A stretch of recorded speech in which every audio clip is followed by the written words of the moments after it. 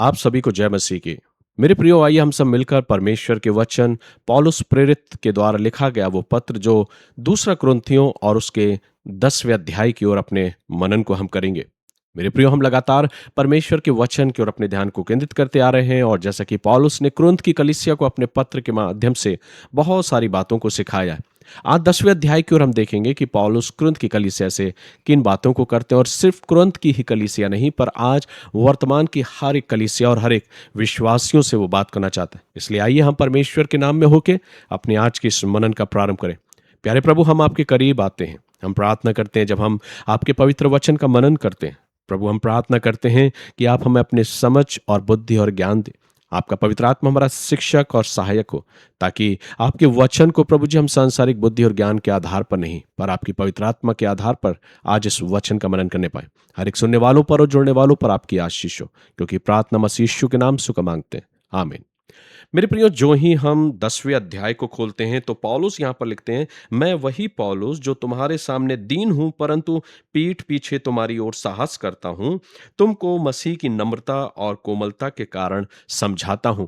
पौलुस कुरिन्थ की कलीसिया को कुछ बारे में बताना चाह रहा है या कुछ सिखाना चाहता है, लेकिन इससे पहले कि कुछ बातों को वो सिखाए, वो अपनी उस नम्रता और दीनता को वहां पर व्यक्त करता है। वो लिखते हैं, मैं यह विनती करता हूं कि तुम्हारे सामने मुझे निर्भय होकर साहस करना ना पड़े, जैसा मैं कुछ लोगों पर जो हमको शरीर के अनुसार चलने वाले समझते हैं साहस दिखाने का विचार करता हूं। क्योंकि यद्यपि हम शरीर में चलते फिरते हैं तो अभी शरीर के अनुसार नहीं लड़ते, क्योंकि हमारी लड़ाई के हथियार शारीरिक नहीं, पर गढ़ों को ढा देने के लिए परमेश्वर के द्वारा सामर्थी है। तो ऐसा नजर आ रहा है कि पौलुस कुछ विशेष बातों की ओर इशारा कर रहा है और उन विशेष बातों को समझाइश के द्वारा या अपने उन बातों के द्वारा व्यक्त करना चाहता है। यहां पर कुछ ऐसी बातों को हम सीखने को पाते हैं कि पौलुस किसी विषय के बारे में बात कर रहे हैं, जिसके विषय में वो लड़ाई की चर्चा कर रहे हैं, हथियार के विषय में बात कर रहे हैं, लेकिन वो कहते हैं कि परमेश्वर के सामर्थ्य के द्वारा नम्रता और दीनता के साथ। इसलिए हम कल्पनाओं का और हर एक ऊंची बात का जो परमेश्वर की पहचान के विरोध में उठती है,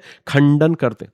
ये बात मनुष्यों से विरोध के विषय में नहीं, पर परमेश्वर के विरोध में उठने वाली हर एक उन बातों के विषय में पौलुस अपनी उस कठोरता को व्यक्त करते हैं। और वो लिखते हैं, और हर एक भावना को कैद करके मसीह का आज्ञाकारी बना देते हैं। सो मेरे प्रियो, जब इस वचन का मनन करते हैं 10वें अध्याय का, तो पौलुस यहाँ पर उन बातों को बता रहे हैं जो कलीसियाई तौर पर या हमारे विश्वास के आधार पर है, लेकिन कई बार हम जीवन में भी इन बातों को होते हुए देखते हैं। हमारे जीवन में कई ऐसी लड़ाइयां होती हैं जो अक्सर दिखाई नहीं देती। कभी डर की, कभी चिंता की, कभी घमंड की और कभी निराशा और कभी गलत विचार हमारे मन पर अधिकार करने लगते हैं। पौलुस हमें स्मरण दिलाते हैं और याद दिलाते हैं कि मसीह जीवन की सबसे बड़ी लड़ाई लोगों के विरुद्ध नहीं है, बल्कि उन बातों के विरुद्ध है जो हमें परमेश्वर से कोसों दूर ले जाती है। इसलिए परमेश्वर ने हमें संसार के हथियार नहीं, बल्कि अपने वचन, प्रार्थना और पवित्र आत्मा की सामर्थ्य दी है। पौलुस उन्हीं बातों को यहां पर बता रहे हैं और वो कहते हैं, इसलिए हम कल्पनाओं और हर एक ऊंची बात का जो परमेश्वर की पहचान के विरोध में उठती है,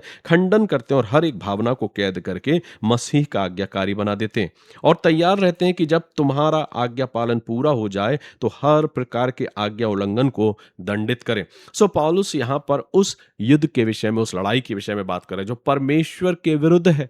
जो हमें परमेश्वर से अलग ले जाती है। मेरे प्रियो, जब हम परमेश्वर के इस वचन का मनन करते हैं तो पौलुस उन्हीं बातों को सिखाना चाहते हैं कि बेशक हमारे जीवन में कई ऐसे युद्ध चलते हैं, लेकिन वे युद्ध नहीं जो सांसारिक या शारीरिक हथियारों के द्वारा, पर एक आत्मिक युद्ध है जिसमें पौलुस हमें सामर्थ की बात करता है। और इसलिए परमेश्वर का वचन हमें इस बात को सिखाता है कि हम ऐसे युद्ध में परमेश्वर जो है वो हमें सांसारिक हथियार नहीं, पर उस आत्मिक हथियार जो परमेश्वर का वचन है, प्रार्थना है और पवित्र आत्मा की सामर्थ्य के द्वारा विजयी हासिल कराना चाहता है। आगे पौलुस लिखते हैं, तुम उन्हीं बातों को देखो जो आंखों के सामने हैं। यदि किसी को अपने पर यह भरोसा हो कि मैं मसीह का हूं, तो वह यह भी जान ले कि जैसा वह मसीह का है वैसे ही हम भी हैं। क्योंकि यदि मैं उस पर अधिकार के विषय में और घमंड दिखाऊं जो प्रभु ने तुम्हारे बिगाड़ने के लिए नहीं पर बनाने के लिए हमें दिया है, तो लज्जित ना होऊंगा। पौलुस यहाँ पर कलीसिया को यह भी सिखा रहे हैं और इन बातों को बयां कर रहे हैं कि अगर तुम्हें यह विश्वास है, अगर तुम ये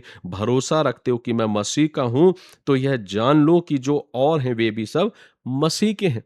और इस प्रकार से वो अपनी बातों को व्यक्त करते हुए आगे लिखते हुए कहते हैं, यह मैं इसलिए कहता हूं कि पत्रियों के द्वारा तुम्हें डराने वाला ना ठहरूं, क्योंकि वे कहते हैं उसकी पत्रियां तो गंभीर और प्रभावशाली हैं, परंतु जब वह सामने होता है तो वह देह का निर्बल और वक्तव्य में हल्का जान पड़ता। तो ऐसा नजर आ रहा है कि पौलुस जब पत्रियों के द्वारा एक कड़ी आलोचना करता है,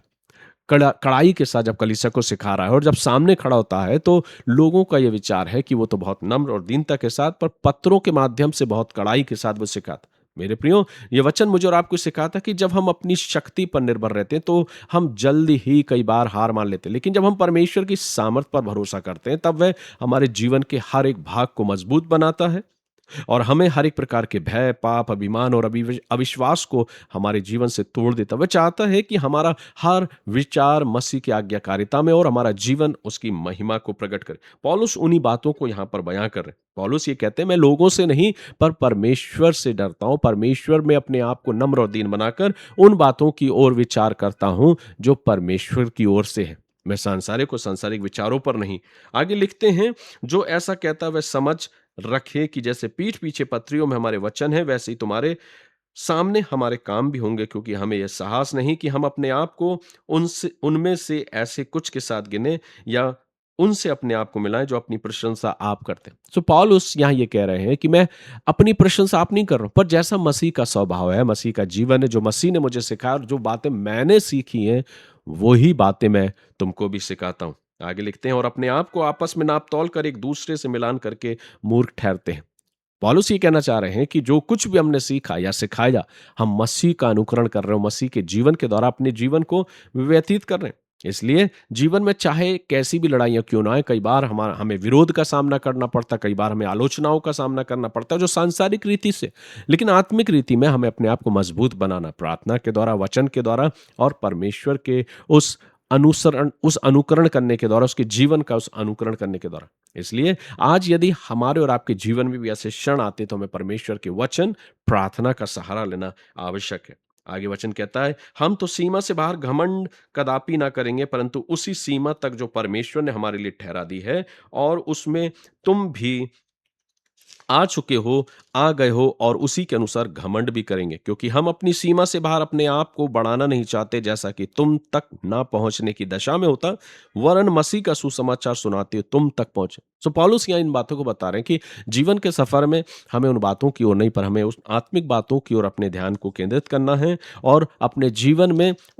उन बातों के अनुसार अपने जीवन को व्यतीत भी करना और घमंड भी करना है। आगे वो लिखते हैं, क्योंकि हम अपनी सीमा से बाहर अपने आप को बढ़ाना नहीं चाहते, जैसा कि तुम तक पहुंचने की दशा में होता, वरन मसीह का सुसमाचार सुनाते हुए तुम तक पहुंच चुके। हम सीमा से बाहर दूसरों के परिश्रम पर घमंड नहीं करते, परंतु हमें आशा है कि जो जो तुम्हारा विश्वास बढ़ता जाएगा, तो हम अपनी सीमा के अनुसार तुम्हारे कारण और भी बढ़ते जाएंगे, ताकि हम तुम्हारी सीमा से आगे बढ़कर सुसमाचार सुनाएं, और यह नहीं कि हम दूसरों की सीमा के भीतर बने बनाए कामों पर घमंड करें, परंतु जो घमंड करे वह प्रभु पर घमंड करे, क्योंकि जो अपनी बड़ाई करता वह नहीं, परंतु जिसकी बड़ाई प्रभु करता वही ग्रहण किया जाता है। सो पौलुस जीवन के ऐसे उन उतार चढ़ाव भरे जिंदगी के जीवन के उन भाव को व्यक्त कर रहे हैं कि जीवन में घमंड करना, किस बात में हमें घमंड करना है कि हम क्या हैं, लेकिन हमें घमंड करना है तो इस बात में कि हम मसीह में हैं, मसीह का आचरण, मसीह का जीवन हम में है, और हम उसी की बातों का अनुकरण कर रहे हैं और उसी के अनुसार अपने जीवन को व्यतीत कर रहे हैं। इसलिए मेरे प्रियो, जीवन में कई बार ऐसे क्षण हमारे और आपकी जिंदगी में भी आते हैं, और इसलिए सांसारिक युद्ध के लिए लोग सांसारिक हथियारों का इस्तेमाल करते हैं, लेकिन सबसे बड़ा युद्ध आत्मिक युद्ध है, जिसमें कई बार हमें इस प्रकार से अपने जीवन में प्रार्थना, वचन के द्वारा अपने जीवन को, अपनी जिंदगी के हर एक क्षणों में विजय हासिल करना पड़ती है। इसलिए आज यदि आपके जीवन में ऐसी कोई लड़ाई है, ऐसा कोई युद्ध है जिसे आप अपने बल से नहीं जीत पा रहे मेरे प्रियो, तो उसे प्रभु के हाथों में सौंप दीजिए, ताकि परमेश्वर की सामर्थ आपके अंदर आपकी कमजोरियों से कहीं बढ़कर है, और वो हमारे अंदर दिन प्रतिदिन बढ़ती जाए वचन, प्रार्थना और मनन के द्वारा। और जब आप उसके वचन में बने रहते हैं, प्रार्थना में दृढ़ रहते हैं, तब वह आपको एक ऐसी विजय देता है जो केवल उसी के द्वारा संभव है। इसलिए पौलुस अपने इस 10वें अध्याय के 4थे पद में इन्हीं बातों को लिखते हुए कहते हैं, और जब वो कहते हैं 4थे पद में, क्योंकि हमारी लड़ाई के हथियार शारीरिक नहीं, पर गढ़ों को ढा देने के लिए परमेश्वर के द्वारा सामर्थ्य हैं। सो पौलुस यहाँ इन बातों को बयां कर रहे हैं। आज आवश्यक है मेरे प्रियो कि हम और आप भी परमेश्वर के वचन में जब आगे बढ़ते हैं, कई बार ऐसे क्षण हमारे जीवन में भी आते हैं। आवश्यक क्या है कि हम स्वयं अपनी बड़ाई करें, आवश्यक यह है कि परमेश्वर हमारी और आपकी बड़ाई करे। आज इस 10वें अध्याय के द्वारा पौलुस उन बातों को कुरिन्थ की कलीसिया को सिखाते हुए बताते हैं कि हमें घमंड करना है तो मसीह में और उसी के अनुसार अपने जीवन को जीना है। परमेश्वर पिता हमारी अगुवाई करे, पवित्र आत्मा हमारा सहायक हो कि हम भी अपने जीवन में ऐसी जीते हुए परमेश्वर के नाम की बड़ाई करें और हमारे जीवन को देख के प्रभु हमारे नाम को औरों के सामने व्यक्त करे और हमारे नाम के द्वारा परमेश्वर को महिमा मिले। सारी बातों में हम प्रभु को धन्यवाद देते हैं और ऐसा जीवन जीने का प्रयास करते हैं जो परमेश्वर के वचन के अनुकूल है। प्रभु इन वचनों के द्वारा आप सभी को आशीष दो और आप सब परमेश्वर के वचन में यूं ही आशीषित होते जाएं। God bless you.